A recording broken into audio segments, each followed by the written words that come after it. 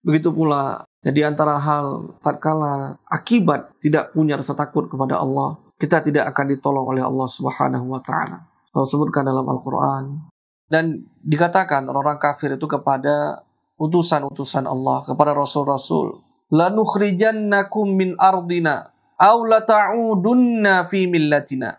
Ya, kalian ini akan kami keluarkan dari negeri kami, atau kalian itu kembali kepada agama nenek moyang kami. Ya, jadi mereka ini berkata kepada Nabi, kepada Rasul dan orang-orang yang beriman bersama dengan mereka, pilihan kalian cuma dua, kami keluarkan, atau yang kedua kembali kepada agama nenek moyang. Maka Allah sebutkan fa'auha ilaihim, maka Allah mewahyukan kepada mereka, ya, bahwasannya Allah Subhanahu wa taala nuhlikanna zalimin, akan menghancurkan orang zalim.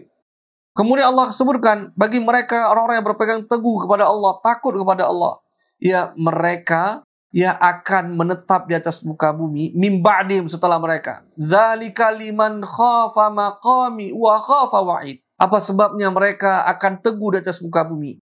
Apa sebabnya mereka ditolong oleh Allah? Karena mereka takut kepada Allah dan takut terhadap janji-janji Allah. Ya, kenapa pertolongan Allah itu jauh? Kenapa kita dalam keadaan kesulitan?